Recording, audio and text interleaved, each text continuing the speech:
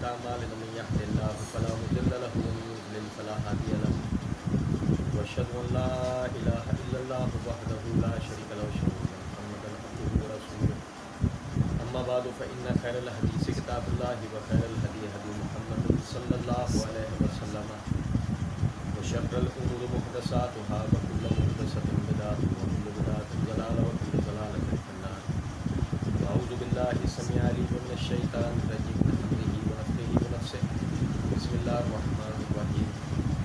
اللهم صل على محمد وعلى آل محمد كما صليت على إبراهيم وعلى آل إبراهيم إنك حميد مجيد. اللهم بارك على محمد وعلى آل محمد كما باركت على إبراهيم وعلى آل إبراهيم إنك حميد مجيد. رب اشرح لي صدري ويسر لي أمري واحلل عقدة من لساني يفقهوا قولي. رب زدني علما. محمد رسول الله والذين معه أشداء على الكفار رحماء بينهم تراهم ركعا سجدا يبتغون فضلا من الله ورضوانا سيماهم في وجوههم من أثر السجود ذلك مثلهم في التوراة ومثلهم في الإنجيل كزرع أخرج شطأه فآزره فاستغلظ فاستوى على سوقه يعجب الزراع ليغيظ بهم الكفار وعد الله الذين آمنوا وعملوا الصالحات منهم مغفرة وأجرا عظيما. اللہ رب العزت کے فضل و کرم سے اس سورہ فتح کی آیت نمبر 29 ہم پڑھ رہے ہیں اور بدقسمتی سے نیٹ ورک کے پرابلم کی وجہ سے ہم اس دفعہ درس میں یعنی کہ لائیو اس کو ان آیات کو نہیں پڑھ پائے. اس کے لیے آپ بھائیوں سے معذرت خواہ ہے. آیت نمبر 29 جس سلسلے میں ہم معرفت الصحابہ و فضیلت الصحابہ و اہل بیت کا عنوان پڑھ رہے تھے اور اس کے تحت ہم نے پچھلے درس میں پڑھا تھا کہ نبی اللہ رب العزت نے صحابہ کرام رضوان اللہ علیہ مجمعین کو خیر امت بنایا اور خیر امت یعنی کہ تمام امتوں میں سب سے بہترین. تو تمام امتوں میں سب سے بہترین ہونے کا مطلب تاریخی اعتبار سے کیا ہے ہم اس کو پڑھا. انشاءاللہ ہم اسے مزید پڑھتے رہیں گے آگے. اب اللہ رب العزت نے فرمایا وَكَذَلِكَ جَعَلْنَاكُمْ أُمَّةً وَسَطًا لِتَكُونُوا شُهَدَاءَ عَلَى النَّاسِ وَيَكُونَ الرَّسُولُ عَلَيْكُمْ شَهِيدًا. یہ سورہ بقرہ کی آیت نمبر 143. خیر امتن کو جو خیر امتن جنہیں بنایا اللہ رب العزت ان کے لیے کہہ رہا ہے وَكَذَلِكَ اور اسی طرح جَعَلْنَاكُمْ أُمَّةً وَسَطًا ہم نے تمہیں امت وسط بنایا.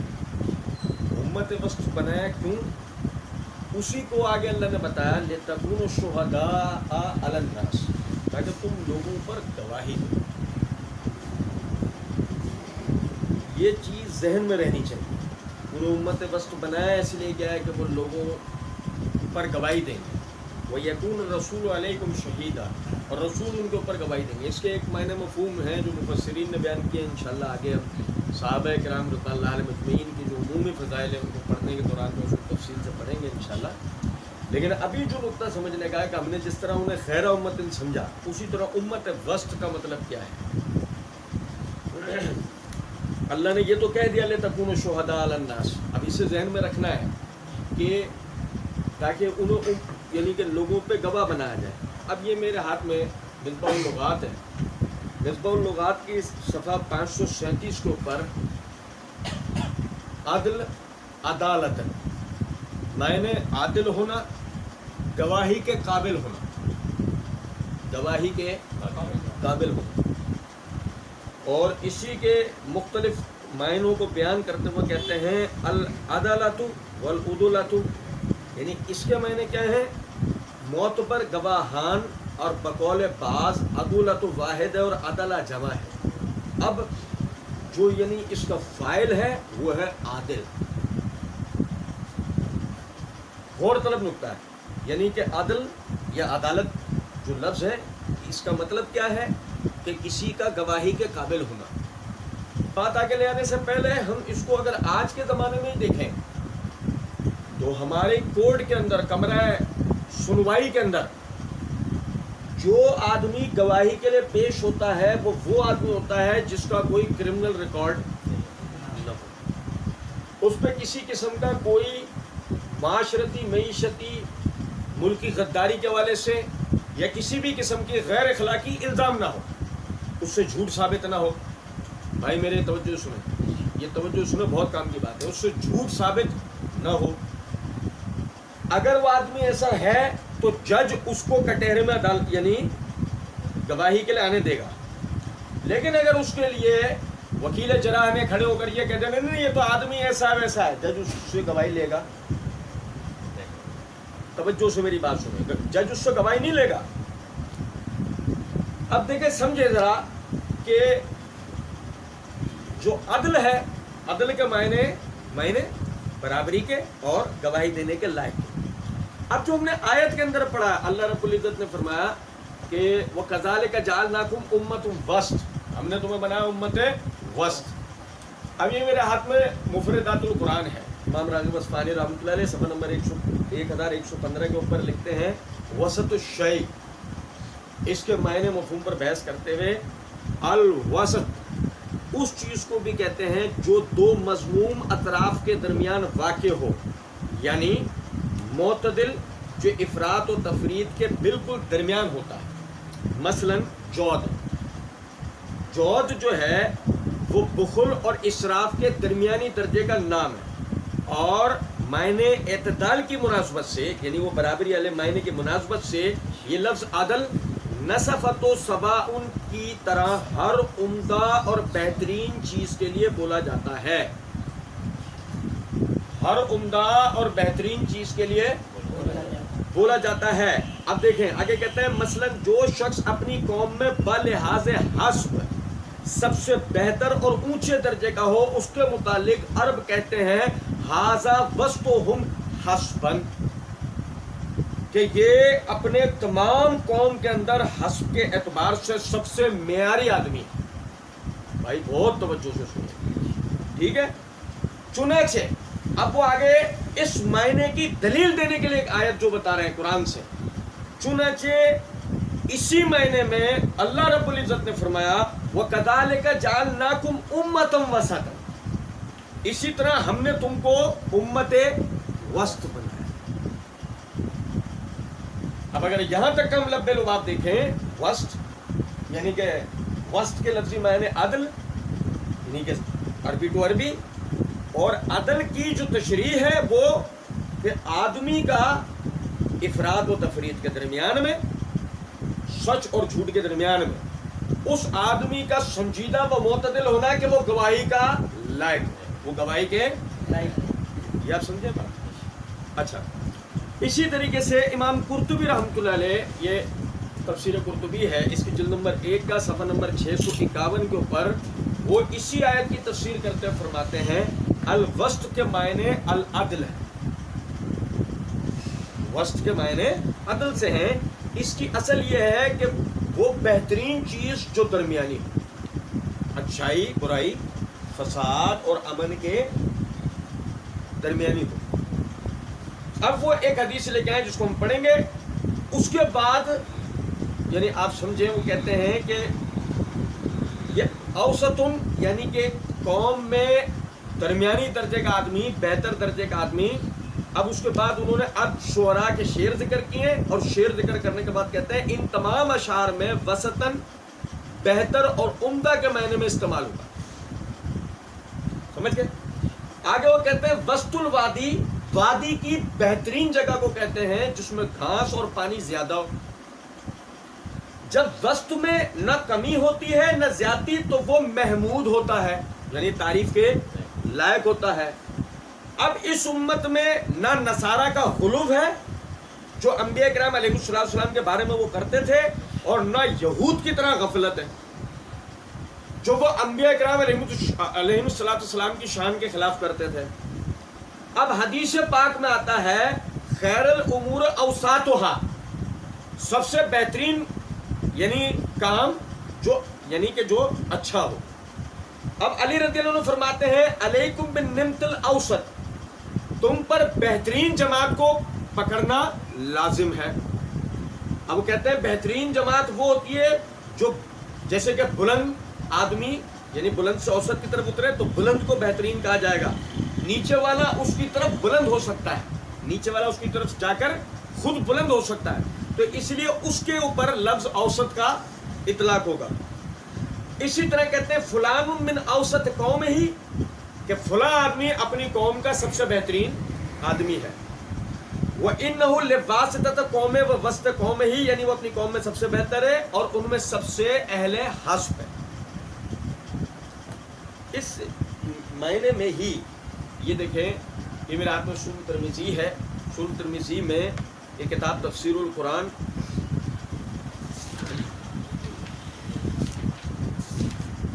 یہ تفسیر القرآن میں حدیث نمبر 3152 ہے. ابو سعید خدری رضی اللہ تعالیٰ عنہ فرماتے ہیں کہ کذالک جعلناکم امۃ وسطاً کی تشریح کرتے ہوئے نبی صلی اللہ علیہ وسلم نے فرمایا کہ والوسط العدل, کہ وسط کے معنی کیا ہے؟ عدل. یہ خود نبی صلی اللہ علیہ وسلم نے وسط کے معنی عدل سے بیان کیا. اب دیکھیں غور طلب نکتہ ہے, وسط کے معنی جب عدل کے ہوئے تو اس کا مطلب یہ ہوا وَكَذَلِكَ جَعَلْنَاكُمْ أُمَّةً وَسَطًا, ہم نے تمہیں امت وسط بنایا. اب اگر سمجھیں ذرا بات کو, وہ امت وسط تو جیسے ہم نے خیر امت کے اندر تشریح پڑھی کہ اس میں مراد سب سے پہلے صحابہ کرام ہے, وَجَعَلْنَاكُمْ میں سب سے پہلے مخاطب صحابہ کرام ہے, کیونکہ چلو کنتم خیر امت میں امت کا لفظ تھا یا تو بالکل واضح لِتَكُونُوا شُهَدَاءَ عَلَى النَّاسِ, تم لوگوں کے اوپر گواہ بنو. اس کا مطلب سب سے پہلے مخاطب کون ہے؟ صحابہ کرام رضوان اللہ علیہ مجمعین. آپ دیکھو سمجھے میری بات.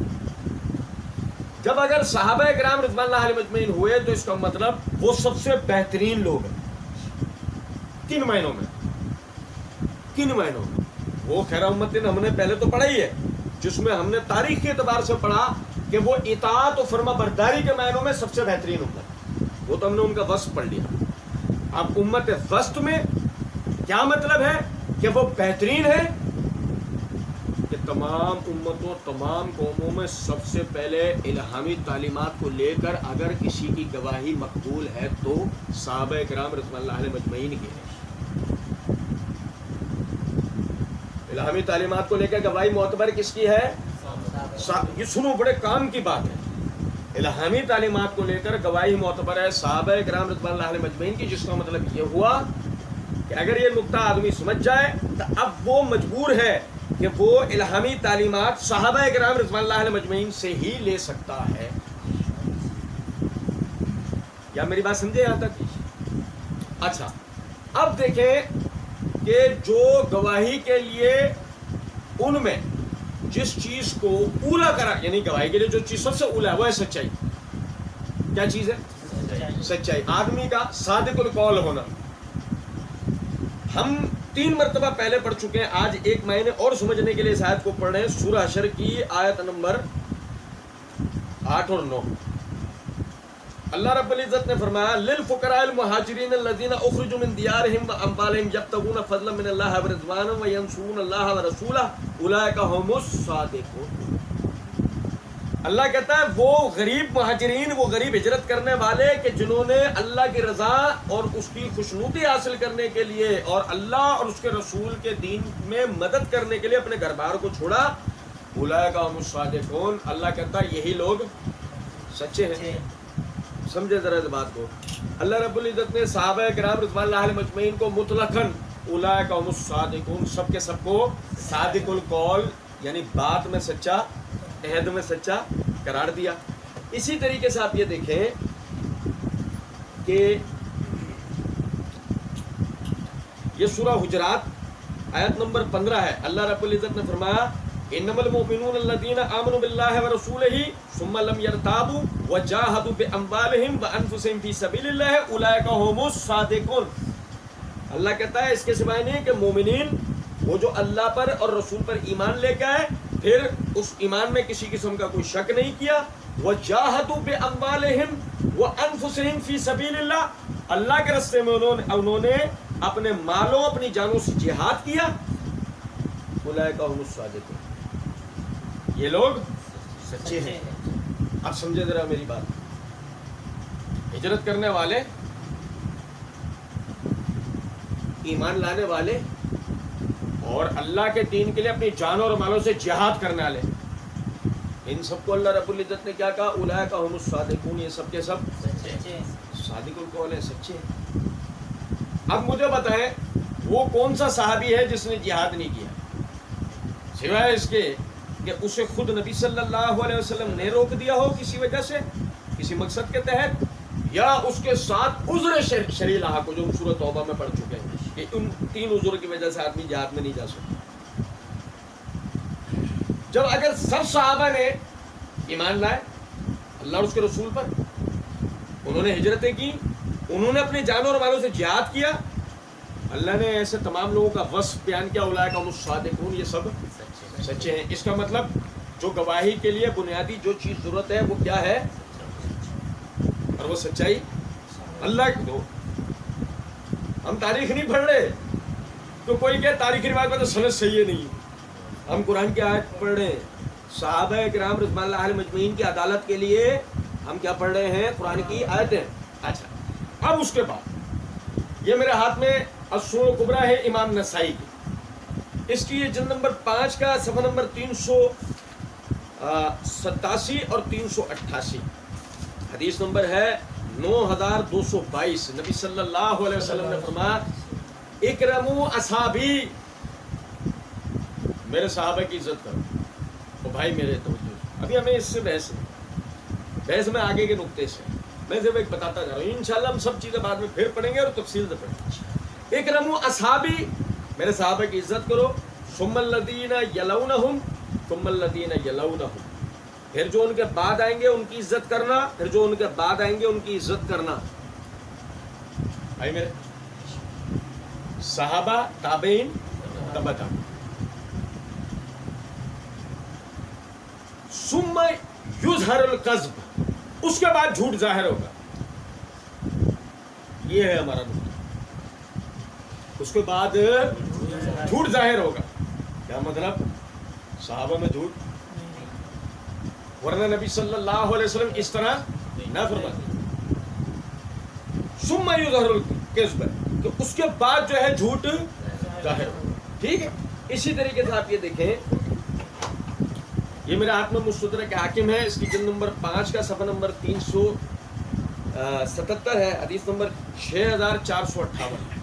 بڑی غور طلب بات ہے، حمید الطویل کہتے ہیں کہ سیدنا انس بن مالک رضی اللہ تعالیٰ عنہ رسول اللہ صلی اللہ علیہ وسلم کی حدیثیں بیان کر رہے تھے۔ ایک آدمی نے کہا کیا آپ نے بات خود نبی صلی اللہ علیہ وسلم سے سنی ہے؟ نہیں سنی۔ اس بات پر انس رضی اللہ تعالیٰ عنہ شدید غضبناک ہوئے اور فرمایا اللہ کی قسم، ہر وہ بات جو ہم تمہیں سنائیں، ہر وہ بات جو ہم تمہیں سنائیں ضروری نہیں ہے کہ ہم نے وہ رسول اللہ صلی اللہ علیہ وسلم سے ہی سنی ہو، بلکہ ایسا بھی ہوا کرتا تھا کہ ہم میں سے کوئی شخص نبی صلی اللہ علیہ وسلم سے کوئی بات سنا کرتا تھا، دوسروں کو بتایا کرتا تھا۔ ہم میں سے کوئی شخص جو موقع پہ نبی صلی اللہ علیہ وسلم کے ساتھ موجود ہوا کرتا تھا، وہ نبی صلی اللہ علیہ وسلم سے سن کر دوسرے صحابہ کو بیان کرتا تھا، اور ہم میں سے کوئی شخص بھی کسی دوسرے کو جھوٹا نہ جانتا تھا۔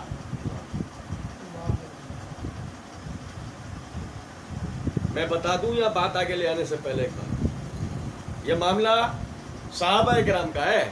ان کی کیفیت یہ تھی کہ اگر کسی کو سورہ فرقان ویسے پڑھتے ہوئے نہیں دیکھ رہے ہیں جیسے نبی صلی اللہ علیہ وسلم نے اسے سکھائی ہے، گلے میں کپڑا ڈال کر گھسیٹتے ہوئے نبی صلی اللہ علیہ وسلم کے پاس، اللہ کے رسول قرآن کی بے حرمتی کر رہا ہے، انہیں اس چیز کا پاس نہیں ہوتا تھا کہ یہ کون ہے۔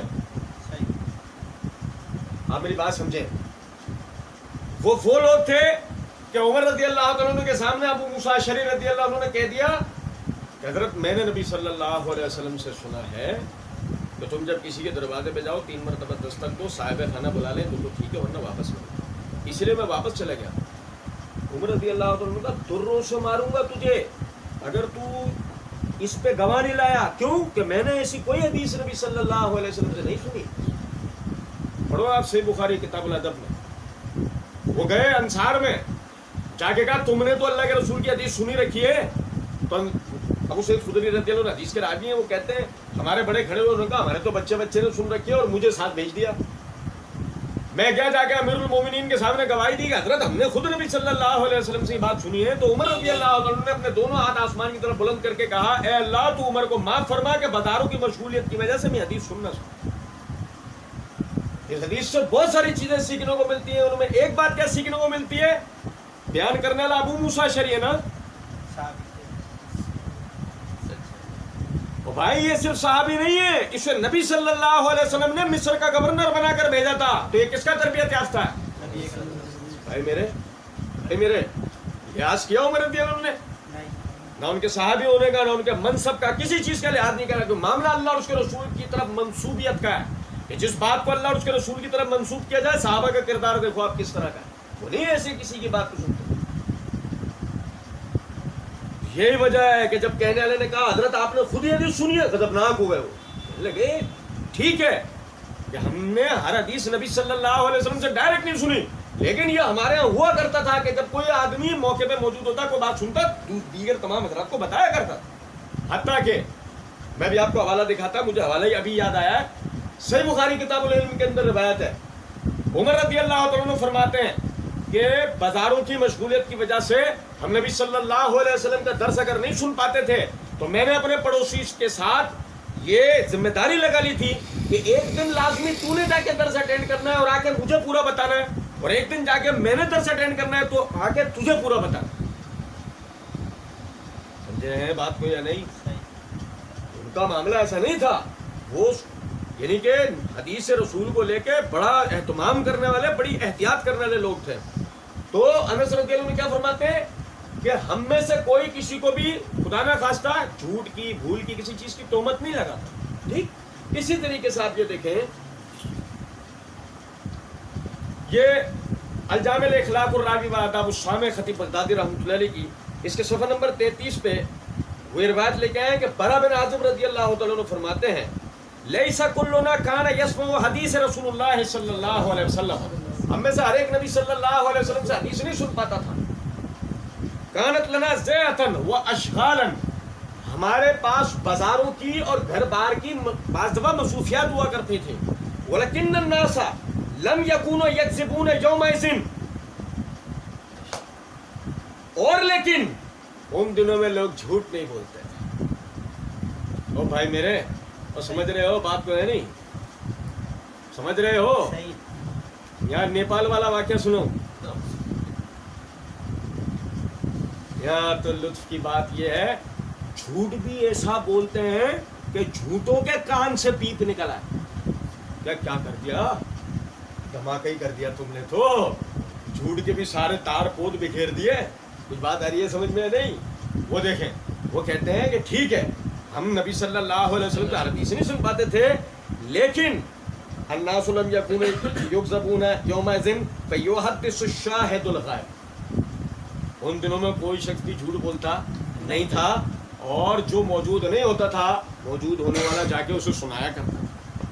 او بھائی میرے سن رہے ہو بات ہے نہیں؟ صحابہ ایک دوسرے کو قرآن اور حدیث جو نبی صلی اللہ علیہ وسلم سے سیکھتے تھے وہ جا کر باقاعدہ بیان کرا کرتے تھے. یہ میرے ہاتھ میں معرفت علوم الحدیث امام حاکم رحمۃ اللہ علیہ کی, اس کے صفحہ نمبر 14 کے اوپر وہ کہتے ہیں وہ اصحاب رسول اللہ صلی اللہ علیہ وسلم کانوا یطلبون ما یفوتہم سماعہ من رسول اللہ صلی اللہ علیہ وسلم. صحابہ کرام رضوان اللہ علیہم اجمعین باقاعدہ وہ بات جو نبی صلی اللہ علیہ وسلم سے وہ سننے سے رہ جایا کرتے تھے وہ باقاعدہ ایک دوسرے سے پوچھا کرتے تھے. فیسمعون من اقرانہم, جو قریب ترین ہوتا تھا اس سے پوچھتے تھے. وممن هو احفظ منہم, یا اس سے پوچھا کرتے تھے جو حافظے میں ان سے زبردست ہوتا تھا. یعنی مثال طور پہ میں ہوں, مجھ سے زیادہ حافظے میں یہ زبردست ہے, تو میں باقاعدہ اس سے پوچھا کرتا تھا کہ بتاؤ نبی صلی اللہ علیہ وسلم نے کیا بتایا. وکانوا یشددون علی من یسمعون منہ, اور وہ اس معاملے میں بہت زیادہ سختی اختیار کرتے تھے جو انہوں نے نبی صلی اللہ علیہ وسلم سے سنا ہوتا. کیا چار باتیں پتہ لگی؟ مطلقاً تمام اصحاب رسول کا طریقہ امام حاکم رحمۃ اللہ علیہ کیا بتا رہے ہیں کہ وہ جو کچھ بھی رسول اللہ صلی اللہ علیہ وسلم سے سننے رجایا کرتا تھا وہ ایک دوسرے سے پوچھا کرتے تھے. پھر اس کے اندر اپنے یعنی قریب کے آدمی سے پوچھ لیا کرتے تھے, اپنے زیادہ حافظ سے پوچھ لیا کرتے تھے. اور خاص بات یہ تھی کہ وہ لوگ نبی صلی اللہ علیہ وسلم سے جو کچھ سیکھا ہوتا تھا اس معاملے میں بڑی سختی اختیار کرتے تھے. یعنی کہ کوئی بھی الفاظ آگے پیچھے نہ ہو جائے, ہماری کوئی بات شامل نہ ہو جائے. ٹھیک ہے, وجہ کیا ہے اس کی؟ سنیں ذرا بات کو, بڑی غور طلب آپ کو ایک نقطہ بتا رہا ہوں. یہ میرے ہاتھ میں صحیح بخاری ہے. اس صحیح بخاری کتاب العلم کے اندر امام بخاری رحمۃ اللہ علیہ نے باب قائم کیا, باب اسم من کذب علی النبی صلی اللہ علیہ وسلم, نبی صلی اللہ علیہ وسلم کے نام پر جھوٹ باندھنے کا گناہ کیا ہے. اس کے تحت حدیث نمبر 106, 107, 108, 109, 110 5 روایت. علی بن ابی طالب رضی اللہ تعالیٰ عنہ فرماتے ہیں, امیر المومنین علی بن ابی طالب رضی اللہ تعالیٰ عنہ فرماتے ہیں کہ نبی صلی اللہ علیہ وسلم نے فرمایا, دیکھو میرے نام سے جھوٹ نہیں بولنا, میرے نام سے جھوٹ نہیں بولنا, کیونکہ جو کوئی شخص میرے نام سے جھوٹ بولے گا وہ شخص جہنم میں جائے گا, وہ شخص جہنم میں جائے. پھر حدیث 107, زبیر بن عوام رضی اللہ تعالیٰ عنہ کہتے ہیں کہ میں نے جو نبی صلی اللہ علیہ وسلم سے حدیثیں سنی ہیں تمہیں بتاتا ہوں. پہلی حدیث کیا سناتے ہیں کہ نبی صلی اللہ علیہ وسلم نے فرمایا, جو کوئی شخص مجھ پر جھوٹ باندھے وہ اپنا ٹھکانہ جہنم میں بنا لے. ٹھیک ہے بھائی. اب اس کے بعد سنیں, انس بن مالک رضی اللہ عنہ فرماتے ہیں کہ نبی صلی اللہ علیہ وسلم نے فرمایا, جس شخص نے جان بوجھ کر مجھ پر جھوٹ باندھا اس نے اپنا ٹھکانہ جہنم میں بنا لیا. سلمہ بن الاکوع کہتے ہیں کہ نبی صلی اللہ علیہ وسلم نے فرمایا, جو کوئی مجھ پر وہ بات کہے جو میں نے نہیں کی وہ اپنا ٹھکانہ جہنم میں بنا لے. ابو ہریرہ رضی اللہ عنہ فرماتے ہیں کہ نبی صلی اللہ علیہ وسلم نے فرمایا, جو شخص جان بوجھ کر مجھ پر جھوٹ باندھے اس نے اپنا ٹھکانہ جہنم میں بنایا. اسی طریقے سے میرے ہاتھ میں مسند احمد ہے, مسند احمد کی جلد نمبر 2 کا صفحہ نمبر 340 ہے, حدیث نمبر 2974 ہے. ابن عباس رضی اللہ عنہ فرماتے ہیں, من کذب علی متعمدا فلیتبوأ مقعدہ من النار, جس شخص نے میرے نام سے جھوٹ بولا اس نے اپنا ٹھکانہ جہنم میں بنا لیا. اسی طریقے سے میرے ہاتھ میں مسند احمد ہے, اس کی جلد نمبر 5 ہے, صفحہ نمبر 120, حدیث نمبر 11334. ابو سعید خدری رضی اللہ تعالیٰ عنہ فرماتے ہیں کہ نبی صلی اللہ علیہ وسلم نے فرمایا, جس شخص نے میرے نام سے جھوٹ بولا اس نے اپنا ٹھکانہ جہنم میں بنا لیا. اسی طریقے سے جابر بن عبداللہ رضی اللہ تعالیٰ عنہ, یہ میرے ہاتھ میں سنن دارمی کا مقدمہ ہے, یہ مقدمے کی جلد نمبر 1 صفحہ نمبر 133 حدیث نمبر 237 ہے. جابر رضی اللہ تعالیٰ عنہ فرماتے ہیں, جو شخص جان بوجھ کر میری طرف وہ بات منسوخ کرے جو میں نے نہیں کی ہے وہ اپنا ٹھکانہ جہنم میں بنا لے. پھر اسی طریقے سے میرے ہاتھ میں مسند احمد ہے, اس کی جلد نمبر 8 کا صفحہ نمبر 30 ہے, حدیث نمبر 18320. ناراض نہ مغیرہ بن شعبہ رضی اللہ تعالیٰ عنہ فرماتے ہیں کہ علی بن ربیعہ وہ کہتے ہیں, قرہ بن کعب نامی ایک انصاری فوت ہو گیا, اس پر بہت آہو بکا ہوئی, بہت ماتم ہوا.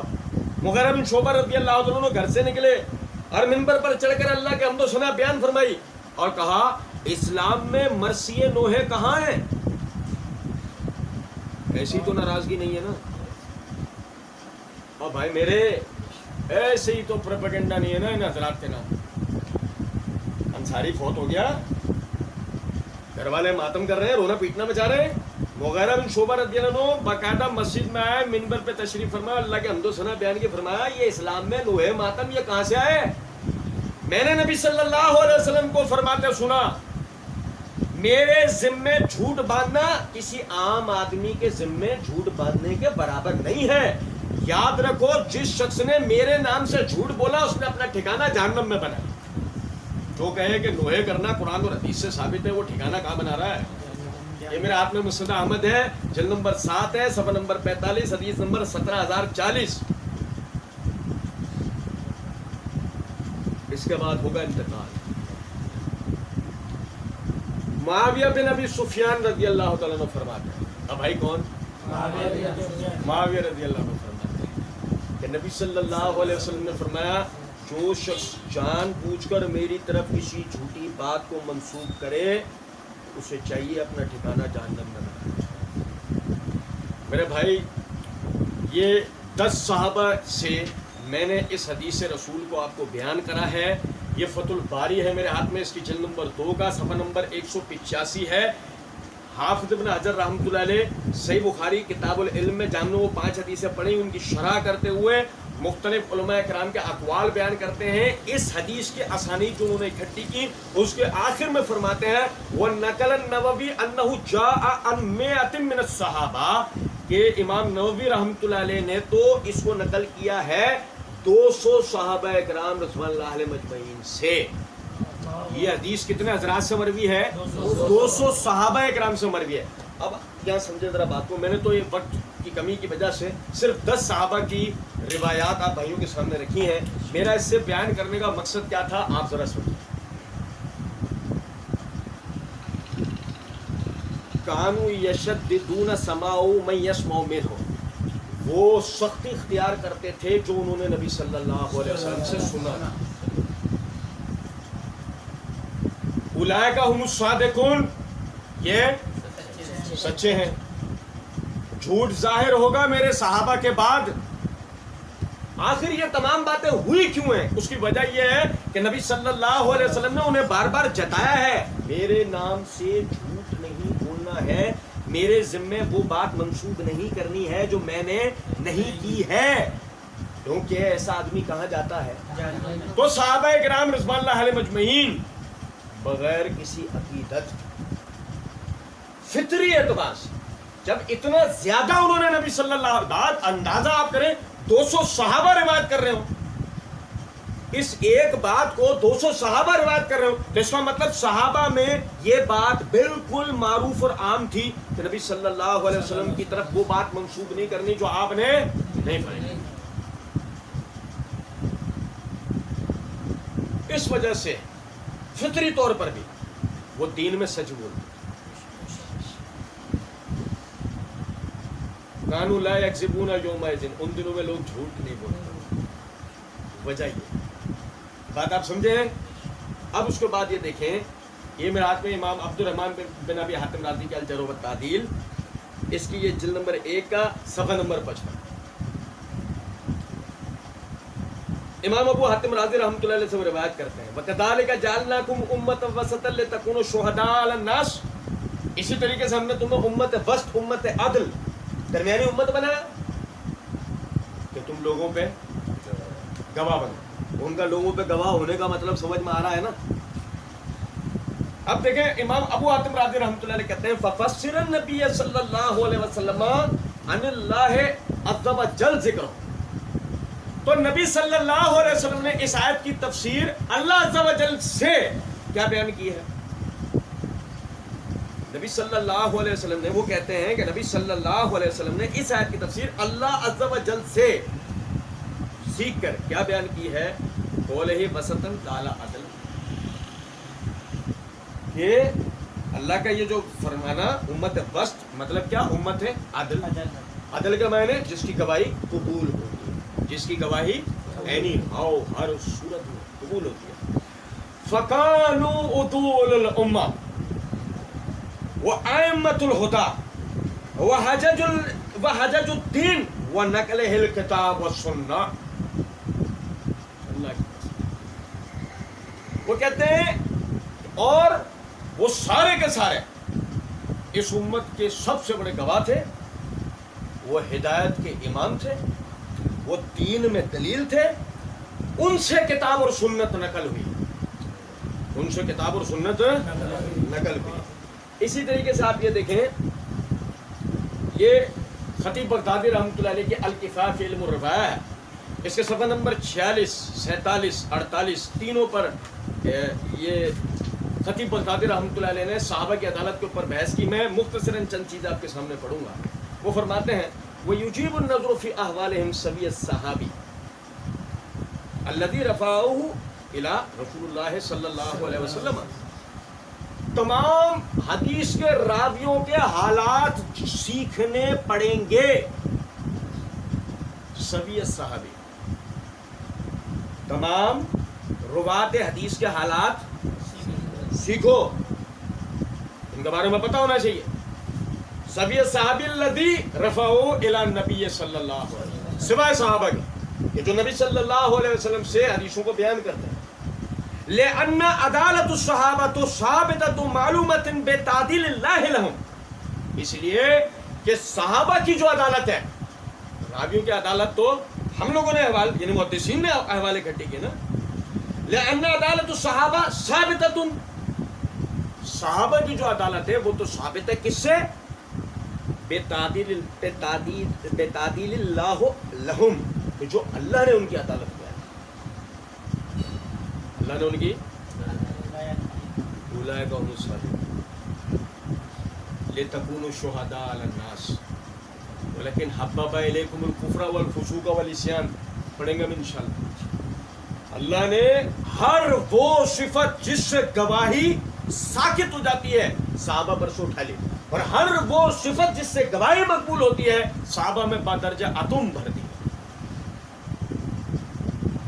اور پھر دیکھو وہ کیا کہتے ہیں، تعدیل اللہ لہم، جو اللہ نے ان کی تعدیل بیان کی، وہ اخبار ہی ان طہارتہم، اور وہ روایات جنہوں نے صحابہ کی پاکیزگی کو بیان کیا، وہ اختیار لہم فی نص القرآن، اور وہ ثابت ہوئی قرآن کی روشن دلائل سے، فمن ذالک قولہ تعالی، جیسے کہ اللہ رب العزت نے فرمایا کنتم خیر امۃ اخرجت للناس، تم بہترین امت ہو، ہم نے لوگوں کے درمیان سے تمہارا سلیکشن کیا ہے۔ وہ قولہ کذالک جعلناکم امۃ وسطا لتکونوا شہداء علی الناس، کہ اسی طرح ہم نے تمہیں امت وسط بنایا تاکہ تم لوگوں کے اوپر گواہ بنو۔ وَهَذَا اللَّفْظُ إِنْ كَانَ عَامًا فَالْمُرَادُ بِهِ الْخَاص، کہ اس میں جو یہ امت کا لفظ ہے معنی تو اس کے عام ہے، مراد اس کی خاص، معنی اس کے عام ہے کہ عام امت مسلمہ، لیکن مراد خاص ہے کہ کون ہے اس سے مراد؟ قیلا هُوَ وَارِدٌ فِي الصَّحَابَةِ دُونَ غَيْرِهِمْ، علماء تو یہ بھی کہتے ہیں کہ یہ آئی ہی صحابہ کے بارے میں آیات ہیں، کسی اور کے لیے نہیں۔ آپ میری بات سمجھ رہے ہیں؟ اچھا، اس کے بعد صفحہ نمبر 48 کے اوپر یہ پوری انہوں نے قرآن کی آیتیں ہیں، پھر حدیثیں درج کی صحابہ کرام رضوان اللہ علیہ مجمعین کی عدالت کے لیے۔ اس کے بعد صفحہ نمبر 48 کے اوپر کہتے ہیں وَجَمِيعُ ذَلِكَ يَقْتَضِي طَهَارَةُ الصَّحَابَةِ، اور یہ تمام دلائل صحابہ کرام رضوان اللہ علیہ مجمعین کی پاکیزگی کو بیان کرتے ہیں۔ القطع علی تعدیلہم ونزاہتہم، یہ واضح کر دیتے ہیں قطعی طور پہ صحابہ کرام کی عدالت کو، ان کی دین میں گواہی کی مضبوطی کو۔ فلا یحتاج احد منہم مع تعدیل اللہ تعالی لہم، وہ کہتے ہیں فلا یحتاج احد منہم مع تعدیل اللہ تعالی لہم، ہمیں کسی کی ضرورت ہی نہیں ہے کہ اللہ نے ان کی عدالت کو بیان کر دیا ہے، ہمیں اور کسی بات کی ضرورت ہے ہی نہیں کہ کوئی اور ان کے بارے میں کوئی گواہی دے۔ المطلع بمواطنہم، صحابہ اللہ ان کے باطنوں کو جانتا تھا، بھائی میرے اللہ ان کے الا تعدیل احد من خلق لہو، تمام کی تمام مخلوقات جو ان کی تعدیل کے لیے کھڑی ہوں ان سے بہتر اللہ ان کے باطنوں کو جانتا، اس اللہ نے ان کی عدالت کو بیان کیا۔ فهو على هذه الصفة الا ان يثبت على احد ارتكاب ما لا يحتمل الى قصد المعصية، اور پھر اس کے بعد اس صفت کے بعد ان میں سے بعض سے جن ارتکابات کے بارے میں آتا ہے ان میں سے کوئی چیز بھی اللہ کی نافرمانی کی نیت سے نہیں ہوئی، ان میں سے کوئی چیز بھی اللہ کی نافرمانی کی نیت سے نہیں ہوئی۔ والخروج من باب التعویل، وہ تعویل کے باب سے نکل چکے ہیں کہ ہمیں تعویل کی ضرورت نہیں ہے ان کے لیے۔ فیحکم بسقوط العدالت وقد براہم اللہ من ذلک، وہ عدالت سے کبھی نہیں گر سکتے کہ انہیں دیکھنے والا کون تھا؟ اللہ رب العزت۔ ورفع اقدارہم عنہ، اللہ نے ان کے اقدار کو بلند کیا، علی انہ لو لم يرد من اللہ عز وجل ورسولہ فیہم شیء مما ذکرناہ لأوجبت الحال التي كانوا علیہا من الہجرہ والجہاد والنصرۃ وبدل المحجب بالاموال وقتل الآباء والاولاد۔ وہ کہتے ہیں کہ اگر ان کا معاملہ اللہ کی معصیت والا ہوتا، اللہ جو ان کے احوال سے واقف تھا وہ اس کو بیان کرتا، مگر اللہ نے کیا بیان کرا ہے؟ اللہ نے تو ان کے لیے بیان کیا ہے جہاد کرنے کو، اللہ کے دین کی مدد کرنے کو، ہجرتیں کرنے کو، اپنے مال دل کھول کر اللہ کے راستے میں خرچ کرنے کو، وہ قتل الآباء والاولاد، اللہ کے دین کے لیے اپنے باپوں اپنی اولادوں تک کو قتل کر دینے کو، والمناصحۃ فی الدین، دین کے معاملے میں خیر خواہی کرنے کو، وقوت الایمان والیقین، ایمان اور یقین میں ان کی قوت کو، القطع علی عدالتہم والاعتقاد لنزاہتہم، یہی چیز ان کے عدالت کے ثبوت کے لیے کافی ہے، ان کی پاکیزگی کو واضح کر دیتی ہے۔ وانہم افضل جمیع المعدلین والمزکین، اور جتنے بھی دنیا میں عدالت کو اور تزکیہ نفس کو ثابت کرنے والے لوگ ہیں، صحابہ کا مقام ہی ان سب سے بلند ہے۔ کہ کون صحابہ کی پاکیزگی کو بیان کرے گا, کون ان کی عدالت کو بیان کرے گا, وہ خود اس سے بلند ہے. الذین یجیئون بعدهم ابد العابدین, وہ جو ان کے بعد اب قیامت تک آئیں گے, وہ جو اب ان کے بعد. ھذا مذہب کافۃ العلماء ومن یعتد بقولہ من الفقہاء, یہ وہ مذہب ہے جو سارے علماء بیان کرتے ہیں, یہ وہ ہیں جو فقہاء بیان کرتے ہیں. بھائی میرے آپ میری بات سمجھیں. اب سنیں کہ اگر مثال کے طور پہ آج کے وقت میں ایک چوچو یوٹیوب کے اوپر بیٹھ کے صحابہ کرام رضوان اللہ علیہم اجمعین کی غلطیاں بیان کرنا شروع کرے, اس کا مطلب کیا ہے؟ جمیع علماء و فقہاء کے دین سے وہ عدول کر چکا ہے. اب کوئی کہے وہ مفکر ہے, وہ جاہل ہے, وہ مفکر ہو سکتا نہیں ہے. یہ میرے ہاتھ میں مقدمہ ابن صلاح ہے, اس کے صفحہ نمبر 146 اور 147 میں امام ابن صلاح رحمۃ اللہ علیہ وہ فرماتے ہیں للصحابہ باسرهم خصیصہ وہی انہ لا یصل عن عدالت احد منهم بل ذلك امر مفروغ منه. اور جو صحابہ کرام رضوان اللہ علیہم اجمعین کے حوالے سے معاملہ ہے کہ ان میں سے کسی کی بھی عدالت کے بارے میں سوال نہیں کیا جائے, ان کی گواہی جمع, ان کی سچائی امانت داری کے ثبوت اکٹھے کیے جائیں گے. بل ذالک امر مفروغ منہ, بلکہ یہ وہ معاملہ ہے جس سے یہ امت فارغ ہو چکی, یہ وہ معاملہ ہے جس سے امت فارغ ہو چکی. لکونہم علی الاطلاق معطلین بنصوص الکتاب والسنہ, کیونکہ ان کی عدالت کتاب اور سنت نے ہی ثابت کر دی ہے, ان کی عدالت کتاب اور سنت نے ہی ثابت کر دی ہے. وَإِجْمَاعُ مَنْ يُعْتَدُّ بِهِ فِي الْإِجْمَاعِ مِنَ الْأُمَّةِ, اور اس امت کے وہ علماء جن کے اتفاق کو اجماع کہا جاتا ہے, ان کا صحابہ کی عدالت پر اجماع ہے, ان کا صحابہ کی عدالت پر اجماع ہے. کیوں؟ قال اللہ تبارک و تعالی, کیونکہ اللہ رب العزت نے فرمایا کنتم خیر امۃ اخرجت للناس قیل اتفق المفسرون علی انہ وارد فی اصحاب رسول اللہ صلی اللہ علیہ وسلم. تمام مفسرین کا اتفاق ہے کہ یہ آیت صحابہ کرام رضوان اللہ علیہم اجمعین کے بارے میں نازل ہوئی ہے. اور جیسے کہ اللہ رب العزت نے فرمایا وَكَذَلِكَ جَعَلْنَاكُمْ أُمَّةً وَسَطًا لِتَكُونُوا شُهَدَاءَ عَلَى النَّاسِ وَهَذَا خِطَابٌ مَعَ الْمَوْجُودِينَ حِينَئِذٍ. اور جو اللہ رب العزت نے کہا کہ ہم نے تمہیں امت وسط بنایا تاکہ تمہیں لوگوں پہ گواہ بنایا جائے, وَهَذَا خِطَابٌ مَعَ الْمَوْجُودِينَ حِينَئِذٍ, وہ جو ان دنوں میں حاضر مسلمان لوگ تھے, یہ آیت ان کے لیے. اس دنوں میں مسلمان حاضر لوگ کون تھے؟ صحابہ کرام رضوان. وقالہ سبحانہ وتعالی, اور جیسے کہ اللہ رب العزت نے فرمایا محمد الرسول اللہ والذین معہ اشداء علی الکفار رحماء بینہم. ہم الحمدللہ اس کو پڑھ رہے ہیں. وفی النصوص السنۃ شاہدۃ بذالک کثرا, اور حدیث میں تو اس کے دلائل قرآن سے زیادہ ہیں. پھر انہوں نے وہ حدیث ذکر کی ہیں, میں وہ حدیث اس لیے نہیں پڑھ رہا ہوں, آگے ہم ان حدیثوں کو انشاءاللہ پڑھیں گے.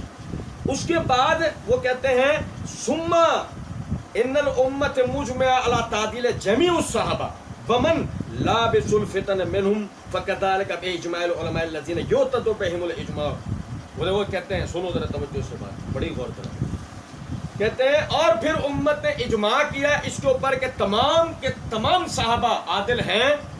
ومن لابس الفتن منهم, جو ان میں سے آزمائشوں میں بھی مبتلا ہو, جو ان میں.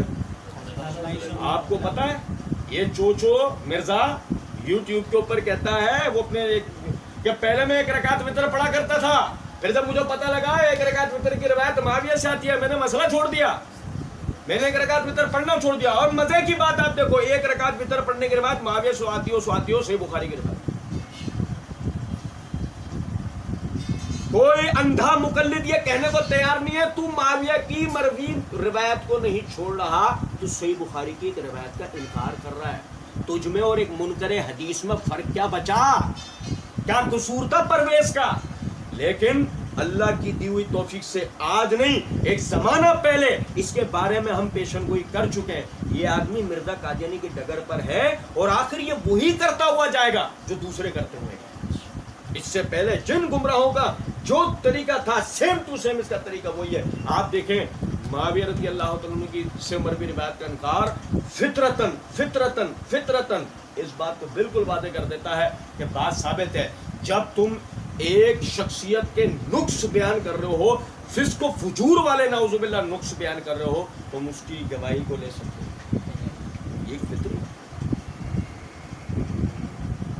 اور امام ابن صلاح نے گویا کہ گلا ہی گھونٹ دیا جب انہوں نے یہ کہا وَمَن لَابِسُ الْفِتَنِ مِنْهُمْ، وہ بھی عادل ہیں جو مشاجرات کا شکار ہوئے، وہ بھی عادل. کیونکہ مسئلہ عدالت کا سچائی اور کذب جھوٹ سے ہے، اور صحابہ سے جھوٹ ثابت نہیں. سمجھے ہو نکتہ، یہ ہے بڑی غور طلب بات. اور پھر اس کے بعد وہ کہتے ہیں وَكَأَنَّ اللَّهُ سُبْحَانَهُ وَتَعَالَىٰ آتَاهُ الْإِجْمَاعَ عَلَىٰ ذَلِكَ لِكَوْنِهِمْ نَقَلُ الشَّرِيعَةِ، کہ اللہ نے اس امت کا اجماع کرایا صحابہ کی عدالت کے اوپر اس لیے کہ شریعت کے نقل کرنے والے ہی صحابہ ہیں. اور بھائی میرے پچھلے درس یاد ہیں یا نہیں ہیں؟ ہم نے پڑھا قرآن کے جمع کرنے والے، احادیث کے جمع کرنے والے. وہ اگر صحابہ نعوذ باللہ نظروں سے گر جائیں تو قرآن اور حدیث کا کوئی اعتبار باقی بچا نہیں. میرے ہاتھ میں صحیح ابن حبان، یہ صحیح ابن حبان کے صفحہ نمبر 36 مقدمے وہ کہتے ہیں وفی قولہ صلی اللہ علیہ وسلم الا لیبلغ الشاہد منکم الغائب، کہ جو نبی صلی اللہ علیہ وسلم نے فرمایا تھا کہ جو یہاں حاضر ہیں ان کی ذمہ داری ہے کہ میری احادیث کو جو یہاں حاضر نہیں ہیں ان تک پہنچائیں. جو یہاں حاضر ہیں ان کی یہ ذمہ داری ہے کہ جو یہاں حاضر نہیں ہیں میری تعلیمات کو، میری احادیث کو، قرآن کو ان تک پہنچائیں کہ جو یہاں حاضر نہیں.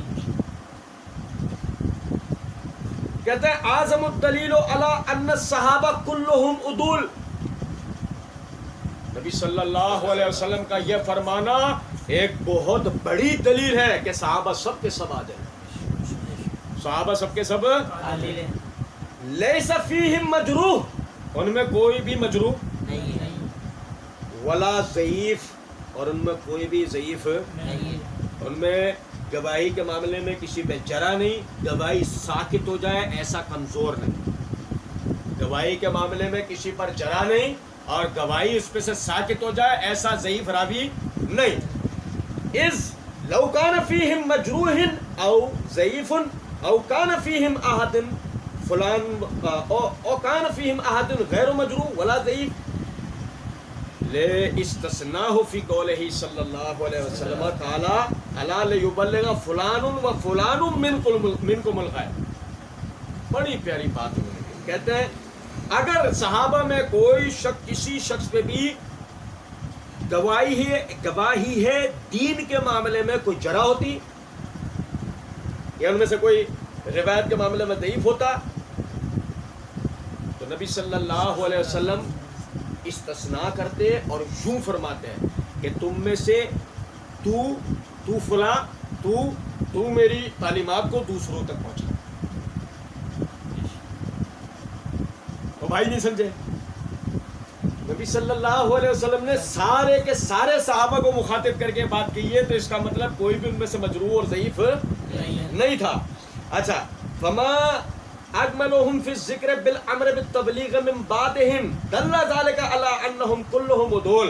نبی صلی اللہ علیہ وسلم کا کسی مخصوص نام کا نہ ذکر کرنا اس بات اور تبلیغ کا عام حکم دے دینا اس بات کو ثابت کر دیتا ہے کہ سارے کے سارے صحابہ کی گواہی معتبر تھی. وَكَفَى بِمَنْ عَدَّلَهِ رسول اللہ صلی اللہ علیہ وسلم شرفا، اور ہمیں نبی صلی اللہ علیہ وسلم کی اس عزت افزائی کے بعد کسی اور کی گواہی کی ضرورت باقی نہیں. جو نبی صلی اللہ علیہ وسلم نے اپنے اس فرمان مبارک سے صحابہ کرام رضوان اللہ علیہم اجمعین کو جو شرف اور فضیلت بخش دی، اس کے بعد ہمیں کسی اور کے قول کی ضرورت باقی بچتی نہیں. یہ اس کے بعد پھر یہ دیکھیں، یہ میرے ہاتھ میں فتح المغیث سے امام عراقی رحمۃ اللہ علیہ کی الفیۃ الحدیث کی شرح ہے. یہ اس کے صفحہ نمبر 341 کے اوپر وہ کہتے ہیں الصحابۃ کلھم عدول، صحابہ سارے کے سارے عادل. عادل یاد رکھیے گا، جن کی گواہی जो उम्मत वस्त है उनकी गवाही दीन में कबूल होती है। लिक़ौलिही ताला वकज़ालिका जअलनाकुम उम्मतन वसतन लितकूनु शुहदा अलन नास, कि अल्लाह रब्बुल इज़्ज़त ने इनके लिए फरमाया कि हमने तुम्हें उम्मत वस्त बनाया ताकि तुम्हें लोगों पे गवाह बनाए। व हाज़ा खिताबु माल मौजूदीन हिनाइज़िन, और ये खिताब उन मौजूद मुसलमानों से जो उन दिनों के अंदर थे। वलिक़ौलिही ताला कुंतुम खैरा उम्मतिन उख़रिजत लिन्नास, और जो अल्लाह रब्बुल इज़्ज़त ने फरमाया कि तुम बेहतरीन उम्मत हो, हमने लोगों के दरमियान से तुम्हें निकाला। क़ीला इन्नल मुफ़स्सिरीन इत्तफ़क़ू अला अन्नहु वारिदु फ़ी असहाबि रसूलिल्लाह सल्लल्लाहु अलैहि वसल्लम, तमाम के तमाम मुफ़स्सिरीन का इत्तफ़ाक़ है कि यह जो आयतें सहाबा के बारे में नाजिल हुई हैं। फिर सफ़ा नंबर 342 के ऊपर फरमाते हैं वल्लज़ी अलैहिल जमहूर, बहस तो उन्होंने आगे लंबी चौड़ी की है, मैं मुख्तसर करते बात कर रहा हूँ। वल्लज़ी अलैहिल जमहूर कमा क़ालल आमदी, और जिस अकीदे, जिस मनज, जिस तहकीक के ऊपर जमहूर उलमाए किराम हैं, जैसे कि इमाम आमदी रहमतुल्लाह अलैह ने कहा है, व इब्न अल हाजिब, और इमाम इब्न अल हाजिब ने कहा है, अन्नहुम उदूल कुल्लुहुम मुतलकन, वो सारे के सारे आदिल हैं। साबिकीन अव्वलीन हो, महाजरीन हो, अंसार हो, उनके बाद के मुत्तबीन बेहसान हो, फतह मक्का के बाद मुसलमान होने वाले हों, आज़ाद हो या गुलाम हो, मर्द हो या औरतें हो, अरब हो या अजमई हो, काला हो या गोरा हो, अमीर हो या गरीब हो, वो कोई भी हो, साहबी रसूल होना उसका साबित है, वो सारे के सारे।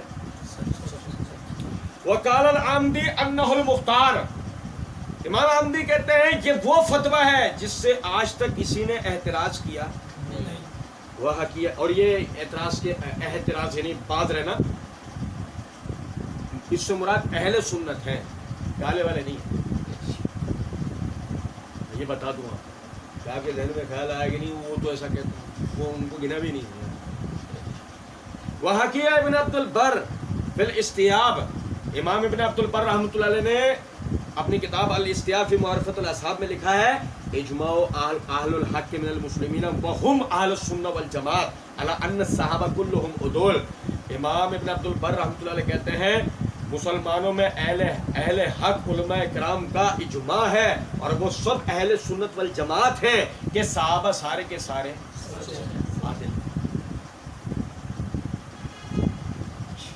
मेरे भाई समझो जरा इस बात को, एक आदमी खुद को अहले सुन्नत कहकर अपना चूरन बेच रहा हो, हमें कहे फला साहबी ने ये गलती की, फला साहबी ने ये गलत किया, फला साहब, अब भाई ये कभी भी अहले सुन्नत का मनज नहीं था। और ये अपनी जगह एक बात है, अल्लाह हमें तौफीक देगा, हम तो इंशाअल्लाह आगे इस चूरन को भी देखेंगे कि जो एतराज़ात सहाबा किराम रज़ियल्लाहु अलैहिम मजमईन पे लगाए गए उनकी भी हकीकत क्या है, अल्लाह हमें तौफीक दे। लेकिन फिल वक्त में वो उसूली बातें हम आप मिलकर समझ रहे हैं जिनको अगर आज हम समझ के आगे चलें, कल कोई चीज भी हमें अशकाल पैदा कर सकती नहीं। अच्छा,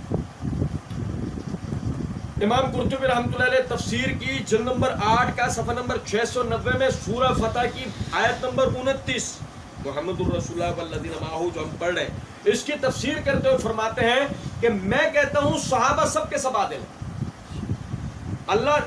अल्लाह ताला के वली और इस उम्मत के चुने हुए लोग हैं। अंबिया किराम और तमाम रसूलों के बाद वो तमाम मखलूकात में सबसे बेहतरीन है। यह अहले सुन्नत का मज़हब है, यह अहले सुन्नत का मज़हब है। इस उम्मत के इमामों की जमात का भी यही नुक्ता नज़र है। एक छोटे से गिरोह की राय ये है जिसकी कोई हैसियत नहीं कि सहाबा का हाल दूसरों के हाल की तरह है, इस वजह से कि उनकी अदालत के बारे में बहस ज़रूरी है। उनमें से कुछ ऐसे हैं जो उनके अहवाल के दरमियान बिदातुल अम्र के हवाले से फ़र्क करते हैं कि पहले वो ये थे, बाद में वो ये हो गए, पहले वो आदिल थे, फिर उनके अहवाल बदल गए, उनमें जंगे और खून खराब हुआ, इसलिए बहस ज़रूरी है।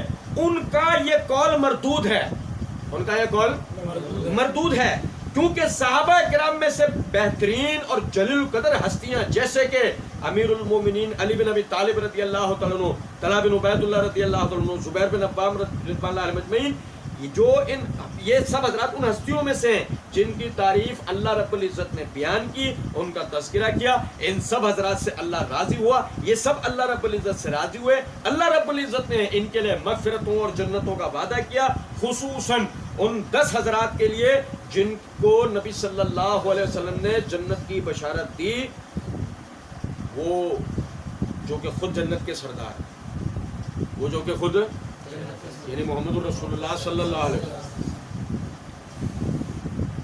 یہ 10 حضرات سنو، کہتے ہیں جبکہ ان کے بارے میں کثیر آزمائشیں اور امتحانات آتے رہے، ان کے بارے میں کثیر آزمائش اور امتحانات آتے رہے، یہ سب کچھ نبی صلی اللہ علیہ وسلم کے بعد ہوا، یہ سب کچھ نبی صلی اللہ علیہ وسلم کے بعد، بھائی جمل، صفین، نہاون، کربلا، سارے واقعات بعد کے نا، واقعہ ہرا وغیرہ سب بات کے، وہ کہتے ہیں سب واقعات نبی صلی اللہ علیہ وسلم کے بعد ہوئے، جبکہ نبی صلی اللہ علیہ وسلم ان کی عدالت کی خبر دے کر گئے، نبی صلی اللہ علیہ وسلم ان کی عدالت، ان کی طہارت کی خبر دے کر گئے، ایسے امور میں ان کا ایسے امور جو بعد میں ہوئے ان کا مرتبہ ان کی فضیلت کو ساقط نہیں کر سکتے، کیونکہ یہ امور اجتہاد پر مبنی ہیں، ہر مجتہد ثواب کا مستحق ہوتا ہے، اور یہ اپنی جگہ ہم انشاءاللہ پڑھیں گے وہ امور کیا تھے، لیکن ابھی بتانے کا مقصد یہ ہے اہل سنت کا طریقہ ہمیشہ سے یہ رہا ہے کہ صحابہ کرام رضوان اللہ علیہ مجمعین سارے کے سارے عادل ہیں، وہ بھی جو آزمائشوں کا شکار ہوئے۔ یہ میرے ہاتھ میں مجمع الزوائد امام حسمی رحمۃ اللہ علیہ کی، اس کے یہ جلد نمبر 1 کا صفحہ نمبر 206 کے اوپر وہ حدیث جو انس بن مالک رضی اللہ عنہ کے حوالے سے میں نے آپ کو مستدرک حاکم کے حوالے سے پڑھ کے سنائی، واللہ ما کل ما نحدثکم عن رسول اللہ صلی اللہ علیہ وسلم سمعناہ منہ، اللہ کی قسم ہم جو کچھ بھی تم سے بیان کرتے ہیں حدیث رسول کے نام پر، وہ سب ہم نے نبی صلی اللہ علیہ وسلم سے نہیں سنی ہوتی، ولیکن لم یکن یکذب بعضنا بعضا، لیکن ہم ایک دوسرے کے نام پر جھوٹ نہیں بولتے، ہم ایک دوسرے کے نام پر جھوٹ نہیں بولتے۔ امام حسمی رحمۃ اللہ علیہ اس حدیث کے اوپر باب کیا قائم کرتے ہیں، باب لا تضر الجہالۃ بالصحابۃ لانہم عدول، صحابی کا نام اگر سند کے اندر نہ آئے تو کوئی مسئلہ نہیں ہے، اس لیے کہ وہ سب کے سب عادل ہیں، وہ سب کے سب ان کے اوپر جرح نہیں ہو سکتی، ٹھیک ہے۔ اس کے بعد یہ دیکھیں میرے ہاتھ میں اسد الغابہ ہے امام ابن اسیر رحمۃ اللہ علیہ کی، اس کی جلد نمبر 1 کا صفحہ نمبر 54، اس کے اوپر وہ کہتے ہیں مجہول کی روایت صحیح نہیں، بھائی میرے مجہول کی روایت صحیح نہیں، اور نہ اس کی روایت کی ہوئی حدیث پر عمل کرنا جائز۔ مجہول وہ راوی ہے جس کے حالات کا پتہ نہ ہو، مجہول وہ راوی ہے جس کے حالات کا پتہ، سنو ذرا، تو کہتے ہیں اس کی حدیث پر عمل کرنا بھی جائز، اور صحابہ بھی اس بات میں تمام راویوں کے شریک ہیں سوائے جرح و تعدیل کے، سوائے جرح و تعدیل کے، کیونکہ صحابہ سب کے سب عادل ہیں، صحابہ سب کے سب جرح کو ان تک رسائی نہیں ہے، جرح کو ان تک رسائی صحابہ پر جرح نہیں ہو سکتی، صحابہ پر جرح نہیں ہو سکتی، اس لیے کہ اللہ عز و جل اور اللہ کے رسول صلی اللہ علیہ وسلم نے صحابہ کرام رضوان اللہ علیہ مجمعین کی پاکی کو بیان کیا ہے اور ان کو عادل کہا ہے، اور یہ بات مشہور ہے، ہمیں اس کے بیان کی حاجت ہے، ہمیں اس کے بیان کی حاجت، یار سمجھو ذرا بات، امام حسمی رحمۃ اللہ علیہ یہ مثلاً مطلب 600-700 ہجری کا آدمی، 600-700 ہجری کا آدمی کہتا ہے صحابہ کی عدالت مشہور بات ہے، ہمیں اس کے بیان کی ضرورت نہیں، آج میتیں ہو گئے، آج جنازے اٹھ گئے، آج کیفیت یہ ہے لوگوں کا حرام کھانا حلق سے اتر نہیں رہا ہے جب تک وہ صحابہ کرام کی شخصیتوں میں عیب نہ بیان کر دیں، بات آ رہی ہے سمجھ میں؟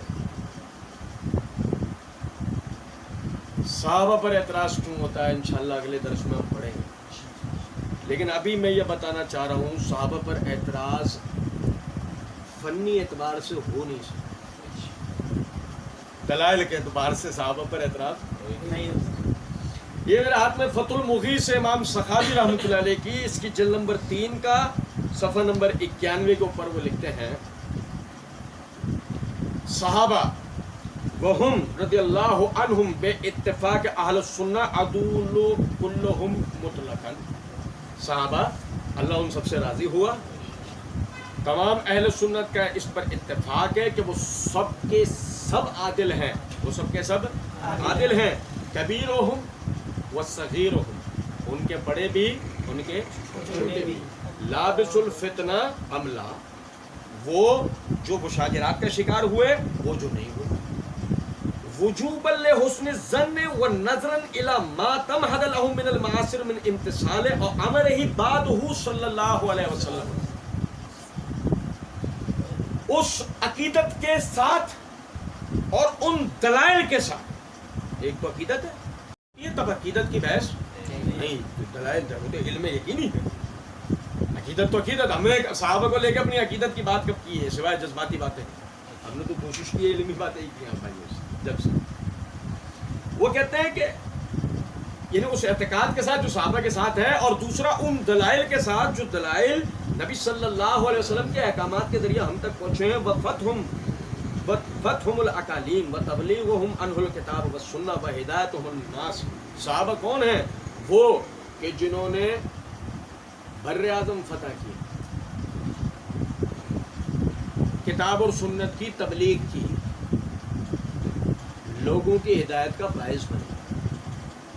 وواظبتہم علی الصلاۃ والزکاۃ وانواع القربات، وہ لوگ تھے کہ جنہوں نے نماز اور زکوٰۃ پر اور اللہ کے قربت والے کاموں پہ ہمیشگی اختیار کی. ما الشجاعۃ والبراۃ والکلام والایثار والاخلاق الحمیدۃ التي لم يكن في امت من الامم المتقدمہ. پھر اس کے ساتھ ہی بہادری، اللہ اور اس کے رسول کے لیے رشتہ جوڑنا، اللہ اور اس کے رسول کے لیے رشتہ توڑ دینا. حسن کلام، دین کے معاملے میں قربانی کا جذبہ، اور وہ تمام اخلاق جس کی دین میں تعریف ہوئی. امتوں میں، پچھلی تمام امتوں میں ایسی کوئی امت نہیں گزری، ایسی کوئی امت نہیں. بھائی میرے سنو ذرا، یہ جو انہوں نے صحابہ کرام کی صفات اس ایک پیراگراف میں ان کی عدالت کو لے کر بیان کی ہیں، آپ بتائیں آدمی بے غیرت نہ ہو اور آدمی جاہل نہ ہو. آدمی بے غیرت نہ ہو اور آدمی جاہل نہ ہو. بھائی بے غیرت سے مراد میری کہ جان پر سب ہے، مگر اس کے بعد بھی صحابہ کے نقائص، نعوذ باللہ، صحابہ پہ جرا کرتا ہے، صحابہ کے نقائص بتاتا ہے. اور جاہل سے مراد یہ ہے، مرزا صاحب دلائل دے رہے اسلام 360 میں نے خود پڑھا، ایسا چوچو نا. بات آ رہی ہے سمجھ میں نہیں؟ باقاعدہ کتابوں یا علماء تک رسائی رکھنے والا آدمی، اندھا مقلد نہ ہو کسی کا. بات آ رہی ہے سمجھ میں یا نہیں؟ میرے بھائی مجھے بتائیے ذرا اس بات کو. یہ بر اعظم ہو گیا، بر اعظم یہ ایران سے گئی تھی فوجیں فتح کرنے. یار سنو ذرا بات، وہ کیا مقصد تھا ان کے پاس فتح کرنے کا یار؟ اس مقصد کو ذہن کے اندر لے آؤ. صحابہ کی عدالت واضح، تبلیغہم عنہ الکتاب والسنہ، کتاب و سنت ہم تک کس نے پہنچایا؟ کیا نیت کی اس کے پیچھے ان کی؟ اس کو بیٹھ کر 1 منٹ سوچ لو. صحابہ کی عدالت آپ پر واضح ہے. وہدایتہم الناس، لوگوں کی ہدایت کا باعث بنے. بتاؤ ہم تک دین کون لے کر آیا ہے؟ ہاں سنو ذرا بات کو. قوالی کے نتیجے میں 2 لاکھ لوگ مسلمان ہو گئے.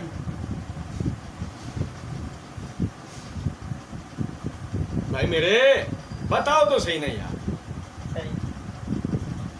آج تک ہم نے کتنے غیر مسلموں تک اللہ اور اس کے رسول کی تعلیمات کو پہنچا دیا. اور ایک صحابہ کرام رضوان اللہ علیہم اجمعین پڑھا نا انہوں نے ان کی تبلیغ کا طریقہ پچھلے درسوں میں.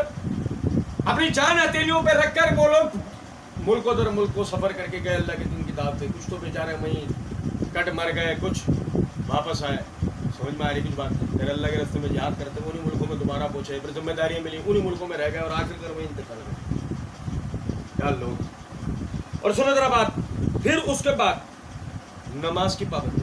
وہ بتاؤ صحابی جو نماز نہیں پڑھتا، ذہن میں لاؤ.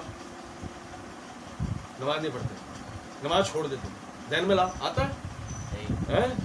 آتا ہے؟ نہیں. پڑھ نکالنے والے نمازیں پڑھتے ہیں. जुलूस निकालने वाले, चो ड्रामा। सुनो, वो नमाज के पाबंद, वो ज़कात के पाबंद, हमारा अल्लाह कह रहा है नहीं 7.5 तोले से ऊपर पे होती है ज़कात, 7.5 तोले से नीचे पे तो है ही नहीं, ना नोमन तेल ना राधा इस ढंग से। कुछ बात आ रही है समझ में? नहीं। सुनो, नमाज के वो पाबंद, ज़कात के वो पाबंद, वो अनवाइल कुर्बात, हर अल्लाह के कुर्बत हासिल करने का काम कौन करता दिखा इस उम्मत में सबसे पहले? क्या तातील बयान हो रही है साहब की। आप जरा समझो अल्लाह की कसम, 1 मिनट बैठ कर आदमी अकेले में इन तमाम चीज़ों पर गौर करे, वो कहेगा यार बहुत बहुत है। मा शुजात वल बरात वल कलाम वल इशार वल इखलाक अल हमीदा, और फिर इसके साथ उनकी बहादुरी अल्लाह के दीन के लिए, और बरात बाप बेटे का नहीं, बेटा बाप का नहीं, अगर वो अल्लाह का नहीं, अल्लाह के रसूल का नहीं। भाई मेरे, तुम में समझौते का दीन, वो अल्लाह और उसके रसूल का दीन, तुम्हारा मेरा समझौते का दीन है, उनका अल्लाह और उसके रसूल का दीन, ना बाप का, ना बेटे का, ना भाई का, ना माँ का, ना किसी और का। ये सहाबत है, कोई इनकार नहीं कर सकता इस बात को कि फलां के लिए उन्होंने फलां दीन के बात को छोड़ दिया। अब बताओ, अबू बकर जैसा वो कहता है मैं एक औरत, और हालांकि औरत भी कौन, सहाबिया है, औरत भी कौन, सहाबियों की नानी है, सामने खड़े होकर विरासत के एक मसले बात करते हैं, अबू बकर कहते हैं औरत के कहने पर अल्लाह के रसूल के हदीस को नहीं छोड़ूंगा, सहाबियत को भूल गए। क्या मकाम है? वल बरात वल कलाम वल कलाम। तो हमारे वाले अल्लाह की कसम, जो भी उल्टा सीधा फेसबुक व्हाट्सएप पे कोई कॉल नजर आता है, अली ने फरमाया, हजरत अबू बकर का कॉल है, हजरत उमर का कॉल है, हजरत उस्मान का कॉल है। ओ भाई, अबे नेल्सन मंडेला का कॉल है, कभी लिख दो। नहीं समझे? इब्राहिम लिंकन का कभी ऐसे लिखो। क्यों ऐसे क्यों नहीं लिखते? क्योंकि हुस्न कलाम सबसे पहले इस उम्मत में साहबा ने किया। अल्लाह के रसूल से सीख कर इतने ज़बरदस्त हो गए कि वो अपने एक जुमले में इतनी बड़ी नसीहत कह जाते थे कि एक अमल करने वाले की पूरी जिंदगी संवर जाए। हुस्नुल कलाम। और इसी ने साहबा के कलाम पर अलग से किताबें लिखी है यार। सुनो जरा बात को। वल ईसार, अपनी जात पर दूसरों को अपने मुसलमान भाइयों को पढ़ा हमने, सूरह शर सूरह 9 पढ़ी ना हमने, आयत नंबर 9। वह अपनी वलो बेहिम खिसासा, भले कोई कितना ही करीबी रिश्तेदार क्यों ना हो, पहले मेरा मुसलमान भाई। ईसार पढ़ा ना हमने। सुनो जरा बात को। वो जंगली जाहिल साहबा किराम रिज़वानुल्लाह अलैहिम अजमईन पर एतराज करने वाले, बिरयानी के लिए लूट रहे, मर रहे एक दूसरे के ऊपर, उधर वो जंग में जख्मी हालतों में आखिरी सांसें ले रहे, पानी लेके जाने वाला, पानी पी लो भाई, मुझे छोड़, उसको पिलाओ, वो मुझसे ज्यादा जाए। अजीब जंगलियों के टोलों में फंसे हम आकर, वरना समझे था मर रहे हैं पूछने के लिए, और उन पर एतराज कर रहे हैं जो अपने नसीब के आखिरी 2 घूंट भी अपने मुसलमान भाई के उसको, वो उसके पास पहुंचा, वो कह रहा मुझे छोड़, उसको। वो भाग के उसके पास गया, वो शहीद हो चुका, पलट गया, ये शहीद हो चुका, पलट गया, ये शहीद हो, पलट गया, वो शहीद हो। नसीब के आखिरी 2 घूंट भी अपने मुसलमान भाई के लिए। वल खलाकुल हमीदतुल लती लम यकुन फी उम्मतिन मिनल उममिल मुतक़द्दिमा, और साहबा वो थे कि उनमें वो इखलाक हमीदा थे कि सारी उम्मतों का मुताला कर लो, वो इखलाक हमीदा नहीं मिलेंगे जो सहाबा किराम में मिलेंगे। और मैंने कहा आदमी बेगैरत नहीं होना चाहिए, और उसके बाद वो इस पे फैसला करेगा कि बात बिल्कुल सही। सहाबा किराम रिज़वानुल्लाह अलैहिम अजमईन उदूल उम्मा, 2 राय नहीं। ये मेरे हाथ में अला साहबा फी तमय्युज़ सहाबा हाफिज़ इब्न हजर रहमतुल्लाह अलैह, सीजल नंबर 1 का सफ़ा नंबर 59 के ऊपर वो कहते हैं अहले सुन्नत का इस बात पर इत्तेफाक है कि तमाम सहाबा रज़ियल्लाहु अन्हुम आदिल हैं, जिसकी कुछ बिदअती फिरकों ने मुखालफत की। देखो साहबा के ऊपर जरा करना, हाफिज़ इब्न हजर रहमतुल्लाह अलैह क्या कहते हैं, ये कौन है ये आदमी, ये अहले सुन्नत नहीं हो सकता, ये बिदअती है। दलाइल अपनी जगह है, मुहद्दिसीन के इंटरव्यूज अपनी जगह है। हाँ, शुरू से जो भाई दर्द सुनता आ रहा है वो मेरी बात को समझेगा, दलाइल अपनी जगह है।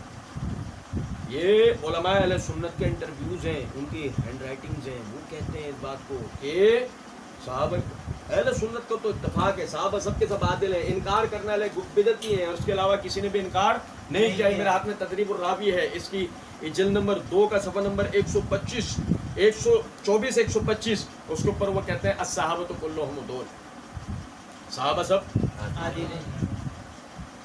اب اس کے اوپر بحث کرتے ہوئے کہتے ہیں وقال الامام الحرمین، دیکھو تفصیل یہاں بھی ہے، میں صرف ایک قول جو ایک الگ بات ہے وہ میں آپ کو پڑھ کے سنا رہا ہوں۔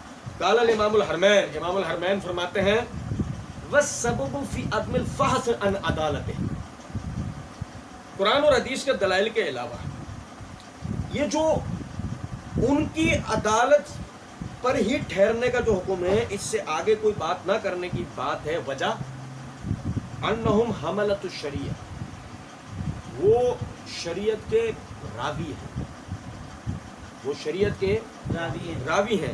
فلو ثبت توقفوا فی روایتہم لئن حصرت الشریعۃ علی اثرہ صلی اللہ علیہ وسلم، اگر ان کی عدالت سے توقف کر لیا جائے، ان کی عدالت کی بات نہ کی جائے، ان کے اوپر بھی جرح و تعدیل کا میزان قائم کر دیا جائے، تو پھر یہ دین صرف محمد صلی اللہ علیہ وسلم کے زمانے تک ہی رہ جائے گا، آگے آ سکتا نہیں۔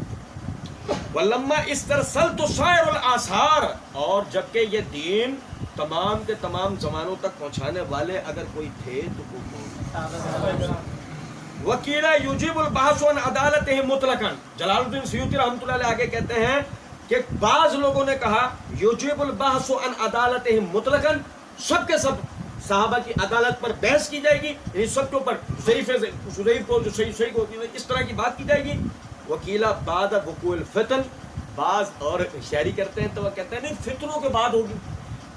وکالت المعتزلہ، اور معتزلہ نے کہا عدول صحابہ سب عادل ہیں الا من قاتل علی، سوائے ان کے جو علی سے جنہوں نے جنگ کی، سوائے ان کے جنہوں نے علی سے جنگ کی۔ وکیلا اذن فرد، وہ کہتے ہیں وہ جو منفرد تھے۔ وکیلا الا المقاتل والمقاتل، سوائے اس کے جو لڑتا ہوا دکھا یا جو مرتبہ دکھا۔ وہذا کلہ لیس بالسباب، وہ کہتے ہیں ان میں سے کوئی ایک بات بھی صحیح ثابت، دلائل کی مجھ سے ایسی کوئی بات بھی صحیح ثابت نہیں۔ آج کے وقت میں جو چوچو بیٹھ کر یہ بات کر رہا ہوں، دیکھو میں آپ کو آج ایک بات بتاؤں، پھر سے دہراؤں آپ کو، ہم پہلے جب ان چیزوں کو پڑھتے ہوئے نا، بار بار میں ان چیزوں پہ توجہ دلاتا تھا، دیکھیں سمجھیں، پہلے ہوتی ہے دلائل کی بحث، تشریحات کی چیزوں کی بحث نہیں ہوتی۔ مثلا مثال کے طور پہ ایک آدمی نے کہا اس طرح ہوگا، دلیل عقیدت میں نہیں آنا چاہیے، اس سے نا ہمیں دلیل ثابت ہے۔ آپ سمجھیں ذرا بات کو، آج اگر ایک آدمی سے سوال کیا جائے، بھائی صحیح بخاری کی روایت ہے اللہ اہل بدر کے اوپر جھانکا اور اللہ رب العزت نے کہا کہ تم میں سے اگر کوئی شخص آج کے بعد عمل کرنا بند کر دے، اب اس کے لیے کوئی مسئلہ نہیں ہے، ٹھیک ہے۔ اب بتاؤ مجھے ایک بات، اہل بدر میں سے کوئی جمل اور صفین میں اگر ہو تو ان کے اوپر نکیر آئے گی؟ نہیں، دلیل ایسے نہیں، کیونکہ مسئلہ یہ ہے یا تو یہ ڈرامے بازی صحیح ہوگی کہ جمل اور صفین میں صحابہ تھے اور نعوذ باللہ علی کے مخالف آنے کی وجہ سے یا علی والے معاویہ کے مخالف آنے کی وجہ سے فاسق ہو گئے، تو پھر یہ اہل بدر والی روایت یہ ختم۔ صحیح مسلم کے اندر حدیث ہے جس نے بھی حدیبیہ میں پیڑ کے نیچے بیعت کی وہ سب کے سب جنتی ہیں، تو اگر جمل اور صفین کے اندر اہل حدیبیہ میں سے کوئی، بیعت میں سے کوئی، بیعت رضوان میں سے کوئی اگر شریک تھا تو اس صورت کے اندر بتائیں اس پہ کیا حکم لگے گا؟ اور اگر ان میں کوئی عشرہ مبشرہ میں سے ہے تو اس پہ کیا حکم لگے گا کہ ایک طرف زبیر بن عوام ہے تو دوسری طرف ابو عبیدہ بن جراح ہے، بتاؤ دونوں پہ کیا حکم لگے گا؟ بات اصل میں یہ ہے آدمی جاہل نہیں ہونا چاہیے، آدمی نرا اندھا بے غیرت مقلد نہیں ہونا چاہیے، یہ دونوں کینسر ہیں۔ آدمی بے غیرت نہیں، کیونکہ دلائل تو اس بات کا ساتھ دیتے ہیں کہ صحابہ کرام رضوان اللہ علیہ مجمعین مطلقاً عادل، ان پر جرح کی گنجائش ہی نہیں۔ اور سب سے آخر میں الصارم المسلول ابن تیمیہ رحمۃ اللہ علیہ صفحہ نمبر 727 کے اوپر لقد رضی اللہ عن المؤمنین اذ یبایعونک تحت الشجرۃ، سورہ فتح آیت نمبر 18 کی پر بات کرتے ہوئے فرماتے ہیں اور اللہ رب العزت نے فرمایا کہ اللہ راضی ہو گیا ان مومنین سے جنہوں نے درخت کے نیچے اے محمد صلی اللہ علیہ وسلم آپ سے بیعت کی. ابن تیمیہ رحمۃ اللہ علیہ کہتے ہیں رضامندی اللہ کی صفات قدیمی میں سے ہے. رضامندی اللہ کی صفات قدیمی میں سے ہے. وہ اسی بندے سے راضی ہوتا ہے جس کے بارے میں وہ رضا کے موجبات کو پورا کرتا ہے اور اللہ جس سے راضی ہو جائے اس پر کبھی ناراض نہیں ہوتا. بھائی میرے پھر کیا کرنا چاہیے؟ پھر یہ کرنا چاہیے کہ ہم یہ بات کریں کہ کیا اللہ رب العزت تمام صحابہ سے راضی؟ جی. کیا وہ اسی رضامندی کے ساتھ اس دنیا سے گئے؟ نہیں. اگر کہیں کہ نہیں اب اس کے لیے ہمیں دلیل کی ضرورت ہے، جبکہ قرآن میں ایسی کوئی آیت نہیں، حدیث میں ایسی کوئی حدیث، احادیث کے مجموعے میں ایسی کوئی حدیث نہیں ہے. اس کا مطلب یہ ایک خود ساختہ من گھڑت نظریہ. اللہ صحابہ سے راضی ہوا، صحابہ کرام رضوان اللہ علیہم اجمعین اس رضامندی کے ساتھ اس دنیا سے چلے گئے. اور اب سمجھیں ذرا بات، وہ اس شریعت کے نقل کرنے والے ہیں بغیر کسی عقیدت کے. ہم یہ بات کرتے ہیں کہ آپ کے پاس دو رستے ہیں، یا تو آپ صحابہ کو بطور عادل تسلیم کریں، شریعت کو لے لیں، یا آپ صحابہ کے اوپر جرا کریں اور اس کے بعد تمام کی تمام شریعت کو خیر بات کہیں، 12ویں امام سے سٹارٹ کریں، پہلے تک لے جائیں اور ہر شرعی مسئلے کی سند کو بیان کریں. جو آدمی صحابہ کی مطلقاً طہارت و پاکیزگی کا قائل ہے اس سے روایت لینا ترک کریں. کیونکہ ایک اکیلے ابراہیم نخعی ناسبی نہیں ہے، امام ترمذی ناسبی نہیں ہے، احمد بن حنبل ناسبی نہیں ہے. مسئلہ یہ سارے اہل سنت ناسبی ہیں. میرا وہ سوال کا جواب آپ کو یاد ہوگا جس میں نے بتایا تھا ناسبی کون ہوتا ہے، دلائل کے ساتھ. کہ وہ ناسبی ہمیشہ سے اہل سنت کو کہتے ہیں. دلائل کی روح سے صحابہ کرام رضوان اللہ علیہم اجمعین پہ جرا نہیں ہو سکتی. اور آخری بات، لازماً اس درس کو سننے والا بیچ میں حواس باختہ ہو کر، جس کو پریشانی ہو رہی ہوگی نا، نہیں ہو رہا ہوگا برداشت، نہیں ہو رہا ہوگا برداشت، یہ تو نہیں بیچارے سلجھے ہوئے ہمارے بھائی ہیں، سمجھنے والے بھائی ہیں، جو بیچارے سیکھنا چاہتے ہیں، سمجھنا چاہتے ہیں، وہ ہمارے بھائی جو تحقیق کرتے ہیں، وہ ہمارے بھائی جو آگے دعوت کا کام کرتے ہیں، وہ ہمارے بھائی جو صحابہ کا دفاع کرتے ہیں، تو وہ تو بھائی سن کے انشاءاللہ دعا ہی دیں گے. لیکن جو بھائی مثال طور پر ان کو نہیں، وہ مرزا والا وائرس ان کے اندر کاف کینسر دوسرے اسٹیج پہ لے جا چکا ہے، پاگل ہو رہے ہوں گے، تو اب اس وقت ہو سکتا ہے جلد بازی میں وہ اب تک یہ سوال کر بھی چکے ہوں کہ تو خدا نہ خواستہ صحابہ کے لیے معصوم من الخطا ہونے کا عقیدہ تو نہیں بتا رہے کہ وہ گناہوں سے پاک تھے. میں نے لفظ گناہ اتنی دیر میں استعمال کیا، میں نے لفظ گناہ یہ 1.5 گھنٹے سوا گھنٹے کی اس یعنی درس میں لفظ گناہ تک میں نے استعمال نہیں کیا. ہم بحث کر رہے ہیں گواہی کے معاملے میں صحابہ پر جرا نہیں ہو سکتی، ہم گناہ کی کوئی بحث کر رہے نہیں. اللہ ہمیں توفیق دے گا، ہم آگے انشاءاللہ یہ بحث بھی پڑھیں گے. اللہ رب العزت سمجھنے اور عمل کرنے کی توفیق دے. وما علینا الا البلاغ. بھائیوں کے لیے